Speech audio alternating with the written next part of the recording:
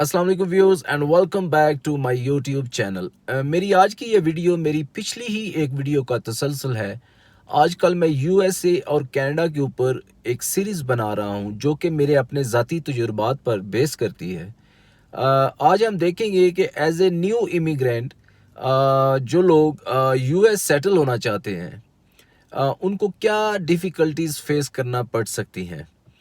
तो गाइस इसमें कोई शक नहीं है कि यूएस एक ग्रेट कंट्री है, एक बहुत डेवलप कंट्री है।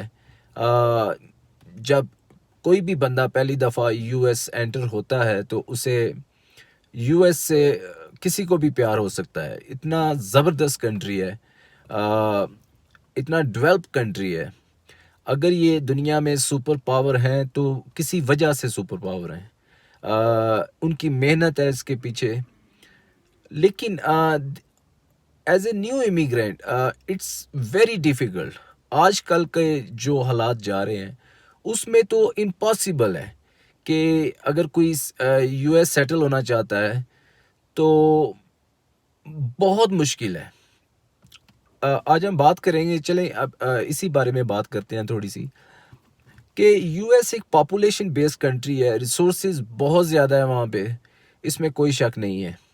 लेकिन यूएस का प्रॉब्लम ये है कि यूएस आपको वीज़ा ज़रूर दे देता है। अगर आप पाकिस्तान से हैं तो आपको वीज़ा यूएस दे देगा, लेकिन यूएस आपको सिटीज़न नहीं देता, आपको पेपर्स नहीं देता। अ, अगर आपके पास बहुत टाइम है, अगर आपने यूएस की सिटीज़न लेनी है, पेपर लेने हैं, वहाँ पे सेटल होना है, तो आप अपनी कश्तियाँ जला कर आइए यूएस। अगर आपकी फैमिली पीछे कुछ नहीं है तो फिर ज़रूर आप आइए यूएस और वहाँ पे सेटल होने का ज़रूर डिसीजन लीजिए, क्योंकि यूएस आपको पेपर्स इन फ्यूचर तो शायद दे दे, लेकिन आपसे आपकी सारी ज़िंदगी ले लेगा। ये डन है। तो अगर आपके पास इनफ टाइम है, अगर आपको यूएस के ही पेपर लेने हैं तो आपको अपनी सारी ज़िंदगी यूएस को देनी पड़ेगी। कौन से ऑप्शंस हैं एक न्यू इमिग्रेंट के लिए? किन ऑप्शंस के थ्रू वो पेपर ले सकता है? आई थिंक जो सबसे पहली चीज़ है कि मैरिज। अगर किसी के पास कोई जेन्युइन मैरिज की ऑप्शन है तो वो उसको अवेल कर सकता है। उसमें भी चलें कुछ टाइम लगेगा, लेकिन अगर किसी के पास कोई जेन्युइन चीज़ है, कुछ ऑप्शन, तो वो इस तरह पेपर ले सकता है। दूसरी ऑप्शन असाइलम, तो वो भी बहुत टफ है, बल्कि ना होने के बराबर है। आप इस तरह कर सकते हैं कि आप अगर आके वहाँ पे असाइलम करते हैं तो 5, 6, 7 साल तो आप भूल जाइए, आप अपना केस कर दीजिए, आपकी कोई हेयरिंग, कोई बारी नहीं आएगी। ठीक है, 6, 7 साल के बाद अगर आपकी बारी आती है तो आप अपना केस वहाँ पे प्रूव करेंगे। अगर आप अगर आपका केस एक्सेप्ट हो जाता है तो फिर उससे अगला प्रोसेस शुरू होगा। आपको ग्रीन कार्ड दिया जाएगा, फिर उसके बाद सिटीज़न का सारा प्रोसेस है, वो भी अगर आपका केस एक्सेप्ट हो जाए, जिसके चांसेस बहुत कम है। तो ये सारी चीज़ें हैं। मैं तो आपको ये रिकमेंड करूँगा कि जो भी यूएस आता है, आप यूएस से कनाडा सेटल होने का सोचिए। मेरे साथ मैं 4 साल पहले कनाडा आया था, यूएस से मैं कनाडा मूव हुआ था और मैं आज कैनेडियन सिटीज़न हूँ।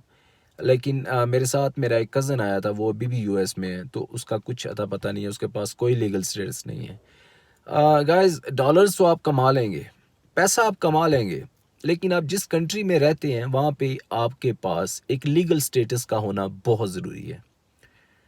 अदरवाइज़ ये लाइफ है, इसमें कुछ भी हो सकता है। जैसे कि आजकल हो रहा है यूएस के अंदर, जितने भी इलीगल इमिग्रेंट्स थे जिनके पास पेपर्स नहीं थे, या लाइफ में जैसे मैंने बोला कि कुछ भी हैपन हो सकता है, छोटे मोटे क्राइम कुछ ना कुछ बंदे के साथ हो जाता है, तो जितने भी सालों में कोई जिसने छोटे से छोटा भी जिसके ऊपर कोई एफआईआर थी, कुछ ऐसा उसका मसला था, तो सबको डिपोर्ट कर दिया गया। तो लीगल स्टेटस का होना ही एक ज़रूरी चीज़ है। वही मैं तो उसको सेटल समझता हूँ। पैसा होना सेटल नहीं होता। तो उस पैसे का क्या फ़ायदा कि अगर आपके पास कोई लीगल स्टेटस ही नहीं है। तो गाइज़ मैं तो जितने भी व्यूअर्स देखने वाले हैं, मैं तो सबको रिकमेंड करूँगा कि अगर आप यूएस आते हो तो आप यूएस से कनाडा मूव होने का सोचिए। कनाडा आपको बहुत ज़्यादा बेनिफिट्स देता है। ये एक आम तासुर पाया जाता है कि अमेरिका कोई बहुत फॉरवर्ड है और कनाडा उसके मुकाबले में कुछ नहीं है। बिल्कुल गलत है। यूएस में आपको ना कोई हेल्थ केयर सिस्टम मिलता है, अनलेस कि आपके साथ कोई ऐसी इमरजेंसी हो जाए, तो फिर वो आपको एडमिट करते हैं और उसको ट्रीट करते हैं। अदरवाइज़ आपको हेल्थ इंश्योरेंस बाय करनी पड़ती है। बहुत बुरे हालात हैं वहाँ पे लोगों के। कनाडा में ऐसा नहीं है। कनाडा में पहले नंबर पर तो ये आपको वीज़ा ज़रा डिफ़िकल्ट देता है, लेकिन कनाडा सिटीज़न दे देता है, पेपर्स दे देता है। दूसरे नंबर पर कनाडा का हेल्थ केयर सिस्टम दुनिया का बेस्ट हेल्थ केयर सिस्टम है और टोटली फ्री है। ठीक, अल्लाह ना करे किसी को कोई मसला हो, किसी को कोई बीमारी हो, लेकिन ये लाइफ है, इसमें कुछ भी हो सकता है किसी के साथ भी। तो कनाडा आपकी पूरी जिम्मेदारी लेता है। ठीक, Canada is the best in living standards. और जो सबसे इम्पॉर्टेंट चीज़ है, जो लोग फैमिलीज़ वाले हैं उनके लिए सबसे बेस्ट कंट्री कनाडा है। 18 साल तक आपके जितने भी बच्चे हैं उनकी सारी जिम्मेदारी स्टेट लेती है, कनेडियन स्टेट लेती है।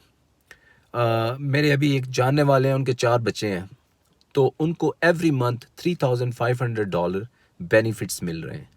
6 माह के बाद कनेडियन गवर्नमेंट उन बच्चों के लिए, उनके बच्चों की शॉपिंग के लिए उनको पैसे देता है, बेनिफिट्स वगैरह जो भी।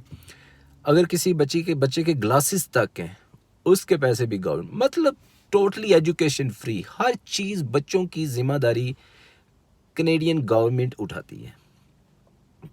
अगर अमेरिका की करेंसी थोड़ी सी स्ट्रांग है, तो दूसरी तरफ कनाडा आपको बेनिफिट्स इतने देता है कि वो बैलेंस हो जाता है। फिर दोनों के पासपोर्ट की वैल्यू एक जितनी है। बिल्कुल ऐसा हरगिज़ नहीं है कि अमेरिकन पासपोर्ट ज़्यादा पावरफुल है कनेडियन पासपोर्ट से। नो, सेम है। तो गाइज़ मैं तो जितने भी देखने वाले हैं सबको यही रिकमेंड करूँगा कि अगर आप यूएस आते हो तो यूएस से आप कनाडा मूव होने का सोचिए। ये आपके लिए बेस्ट है। मैंने इससे बेस्ट कंट्री, कनाडा से बेस्ट कंट्री कोई नहीं देखा अभी तक। आई मीन यूएस भी मैं रह के आया हूँ, नो डाउट। यूएस एक दफ़ा जो वहाँ पे आता है वो यूएस की जो चकाचौंध लाइफ है उसमें एक दफ़ा ज़रूर खो जाता है, लेकिन कोई फ़ायदा नहीं है वहाँ रहने का। और स्पेशली आजकल आप भूल जाइए कि आपको पेपर्स मिलेंगे, नेवर। मिल भी जाएं तो जैसे मैंने पहले कहा कि आपसे आपकी पूरी ज़िंदगी ले ली जाएगी। ठीक, तो अगर तो आपकी प्रायोरिटी सिर्फ यूएस आना ही है और वहाँ पे अगर आप, जैसे मैंने पहले बोला कि आप सारी कश्तियाँ जला कर आएँ, आपका पीछे कुछ नहीं है, तो फिर इट्स गुड फॉर यू। लेकिन अगर आप कि पीछे कोई फैमिलीज़ हैं, सारा कुछ है, तो फिर it's not good for you. मेरी सारी फैमिली यूएस सेटल है, लेकिन मैंने जो बेहतर समझा वो यही कि कनाडा मूव कर जाऊँ, क्योंकि फ़ायदा नहीं है अगर आप अपनी सारी ज़िंदगी बगैर इलीगल स्टेटस के, आप मतलब आपके पास कोई स्टेटस ही नहीं है, तो आप गुजारते हैं वहाँ पे, तो कोई फ़ायदा नहीं है। तो गाइज़ यही मेरी आज की वीडियो में यही एक पैगाम था देखने वालों के लिए कि अगर आप यूएस आते हो तो वहाँ से आप कनाडा ज़रूर मूव होने का सोचिए। आपको पेपर्स भी मिल जाएंगे यहाँ पे। अगर आप के का कोई केस जेन्युइन है, आपके पास सब कुछ है, आप तो आपको, और ख़ास तौर पर ये जो गवर्नमेंट जा रही है, लिबरल्स आजकल ये पेपर्स दे रहे हैं, तो ये एक सुनहरी मौका है हर किसी के पास। कोई भी अगर आ सकता है तो वो, अगर यूएस भी आता है तो वहाँ से कनाडा आप मूव होने का सोचिए। यूएस सेटल होने की गलती मत कीजिए एज ए न्यू इमिग्रेंट। अगर जैसे मैंने पहले पहले बोला, अगर आपके पास कोई ऐसी ऑप्शन है तो ठीक है, otherwise as a new immigrant US settle होने का मत सोचिए, आप पछताओगे। और तो चलें, मैं इस वीडियो में मैंने यही बस इतना ही बताना था। इंशाल्लाह फिर मिलते हैं किसी अगली वीडियो में। उस वक्त तक के लिए आप अपना ख्याल रखिए।